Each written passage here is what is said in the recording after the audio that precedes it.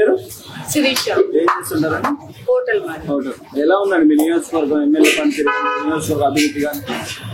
MLA గారిని మొన్నే ర్యాలీలో చూసాం మేము 5 ఏళ్ళ కానీ. మినిస్టర్ కూడా అయ్యారు కదండి, మినిస్టర్ కూడా అయ్యారు కదా? అయ్యారు కానీ ఎవరికి అయ్యారో అర్థం కావట్లేదు. మినిస్టర్ అంటే ఏంటంటే ప్రజలకు అవ్వలేదు, ఎవరికి అయ్యారో అర్థం కావట్లా. ప్రజెంట్ మొన్న ర్యాలీ ఒకటి జరిగింది, ఆ ర్యాలీలో చూసాం అంతే తప్ప ఎక్కడ కూడా మాకు ఏ పని మాత్రం అవ్వలేదన్నమాట. అది అంటే ఒక వాటర్ ప్రాబ్లం అనే కాదు, లేదు అని అంటే మాకు అన్ని విధాలా కూడా చాలా ఇబ్బందికరంగానే ఉంది, కానీ ఉపయోగకరంగా అనేది అసలు లేదన్నమాట. ఏ విషయంలో కూడా ఫలానా విషయము అన్నది కాదు. పథకాలు అందుతున్నాయండి? ఎందుకండి పథకాలు? ఏ పథకాలు కావాలి? అమ్మఒడి కానీ, ఇప్పుడు అమ్మఒడి పథకం మీరే ఇచ్చారు, అతనే ఇచ్చారు జగన్ గారు. అది ఎంతవరకు ఫస్ట్ నుంచి కూడా ఎన్ని మార్పులు చేశారన్నది మీకు తెలియదా? ఫస్ట్ ఏమని అన్నారు, 2 పిల్లలు ఉన్నా కూడా 2కి ఇస్తామన్నారు. చూసుకున్నప్పుడు మరి ఫస్ట్ ఎందుకు మాట ఇవ్వాలండి? మాట ఇవ్వకూడదు కదా. అలాంటి చంద్రబాబు నాయుడు 600 హామీలు ఇచ్చారు, ఒక్కటి కూడా నెరవేర్చలేదని కూడా అంటున్నారు కదా. చంద్రబాబు నాయుడు గారి విషయం ఏమో కానండి, మాకు పోయినసారి జనార్దన్ గారు నుంచున్నారు, మాకు చిన్న చిన్న ఏరియాలకు కూడా రోడ్లు అనేటటువంటివి వచ్చినాయండి. ఒకప్పుడు ఎక్కడ చూసినా కూడా గుంటలు ఉండేవి. అట్లాంటిది అంటే మాస్ ఏరియాస్ కూడా ఏంటంటే ఈ వస్తాయి కదా పట్టా భూములు, అట్లాంటి వాటికి కూడా సిమెంట్ రోడ్లు వేయటము, అట్లా సైడ్ కాలువలు, వాటర్ ప్రాబ్లం అనేది అసలు లేదు జనార్దన్ గారు ఉన్నప్పుడు మాత్రం. ప్లస్ ఇంకొక విషయం ఏంటి అని అంటే, ఇప్పుడు అంటే చంద్రబాబు గారి విషయం అయితే మనకు తెలియదు, మాకు ఒంగోలులో జరిగింది మాత్రం రోడ్లు వాటర్ ఇబ్బంది లేకుండా జరిగింది. ఇప్పుడు మాత్రం ప్రెజెంట్ మాత్రం వాటర్ వేలో కూడా చాలా ఇబ్బంది జరుగుతుంది. 15 days వన్స్ వస్తుందండి ట్యాంక్ కి.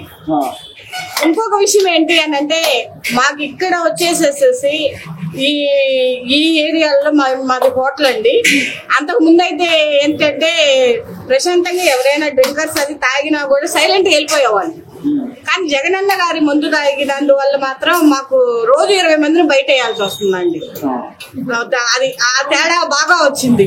అంతకుముందు ఏంటంటే ఏదో కష్టపడి వచ్చి తీసుకొని వెళ్ళిపోయే వాళ్ళు, కానీ ఏంటంటే ఇప్పుడు మాత్రం వాళ్ళు వచ్చిన వాళ్ళని తినంగా బయట వేయాల్సిన కర్మ పట్టింది. పథకాలన్నీ అంటారా, పథకాలలో వచ్చేసేసి ఉపయోగకరమైన పథకం అనేటటువంటిది ఏదీ లేదు. ఎందుకు అని అంటారేమో, ఇప్పుడు మీరు 4 పథకాలు ఇచ్చి ఒక్కొక్క మనిషి మీద 40 రెట్ల భారాన్ని మోపుతున్నారు. అది ఎవరు భరాయించాలి? మేమే భరాయించాలి కదా. అవి భరాయిస్తున్నాం కూడా ఆల్రెడీ.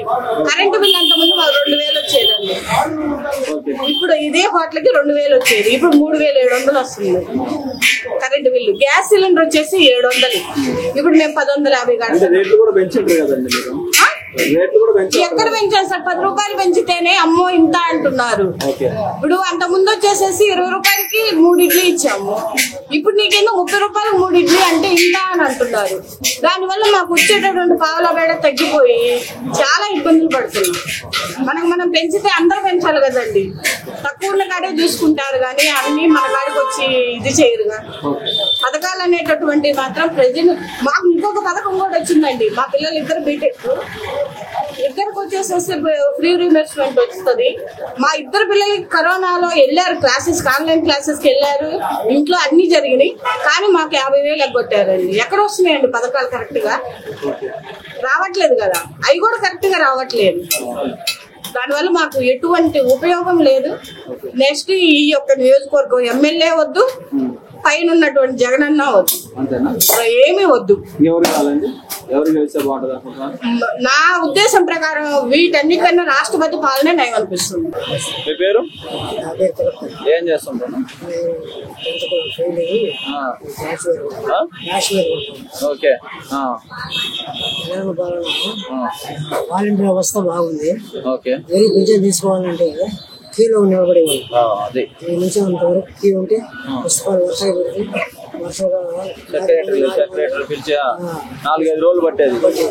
ఇప్పుడు ఉదయాన్నే వాలంటీర్ వచ్చి లేపి పింఛన్ వస్తుంది, పింఛన్ వేస్తాను ముద్రేసి పింఛన్ ఇస్తాను. కాదు పెద్ద వాలంటీర్లు రేపులు చేస్తారు, దొంగతనాలు చేస్తారు అంటారు టీడీపీ వాళ్ళు. వాలంటీర్ వ్యవస్థ బాగుంది. ఇచ్చే జీతాలకు వేరే శాఖలు ఎక్కువ. క్యాష్ సర్టిఫికేట్ కావాలంటే ఉదయం అప్లికేషన్ పెడితే సాయంత్రానికి కానీ మరుసటి కానీ క్యాష్ సర్టిఫికేట్ ఇన్కమ్ సర్టిఫికేట్ ఈ రెండు కావాలంటే ఒక రోజు ఇచ్చేస్తాయి. ఇదివరకు బ్యాంక్ ఆఫీస్ పోయి వాళ్ళతో రేపు రాబో ఎల్లుండి రాబో అనేవాళ్ళు.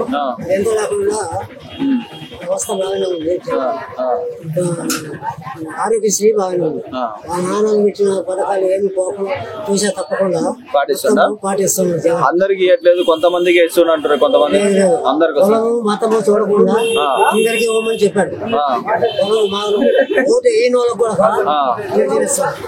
ఓటు వేయని వాళ్ళకి కూడా ఇస్తాను. ఎవరైనా ఇస్తురా? మీకు తెలిసిన వాళ్ళకి ఇస్తురట? వేరే పార్టీ వాళ్ళకి కూడా ఇస్తురా? మొత్తానికి ఇస్తాడు. వేరే కులం వాళ్ళకి పొలము మతము చూడకుండా పింఛన్ మొత్తానికి ఇస్తాడు. టీడీపీ అని లేదు, వైసీపీ అని లేదు, అందరికి పింఛన్ ఇస్తాం. ఒంగోలు మాకు ఇవ్వలేదని వాళ్ళు చెప్పండి. అంతేనా? అంత ఓపెన్ ఛాలెంజా? పార్టీ కాదు మనకు కావాల్సింది. పనులు అవుతున్నాయా కాలేదా? క్యాష్ షీట్ కావాలంటే ఎంఆర్ఓ చుట్టూ తిరగాలి. ఇప్పుడు ఉదయం మనం అప్లికేషన్ ఇస్తే సాయంత్రానికి నువ్వు ఏమేమి లబ్ధి పొందినావు జగన్ ప్రభుత్వంలో? నాకు మా వాళ్ళకు 18,500 వచ్చింది. పింఛన్ వస్తుంది. ఆసరా వస్తుంది నాకు. నీ పింఛన్ వస్తుంది. నాకు పింఛన్ వస్తుంది. ఇంకా మీ పిల్లలు కానీ ఎవరికన్నా అమ్మాయి బడి ఏమైనా వస్తున్నాయా? ఇల్లు ఉంది కదా మీకు? పింఛన్ వస్తుంది. అయితే ఇప్పుడు మళ్ళీ గెలుస్తారా జగన్? గెలవాలని అనుకుంటున్నాను. నీ ఓటు వేస్తావా? వస్తాగా. ఇంట్లో వాళ్ళందరూ ఓట్లు వేస్తా? ఒక్కడేనా? ఇది ఒక్కడదా? 12 ఓట్లు. బాలనేసి సైడ్ గెలుస్తారా? ఇక్కడ గెలుస్తారని అనుకుంటున్నాను. గెలవాలనుకుంటున్నా? గెలుస్తారని అనుకుంటున్నావు? గెలవాలని అనుకుంటున్నాను. బాగా చేస్తాడా? బాలనేసి అందుబాటులో ఉంటాడా?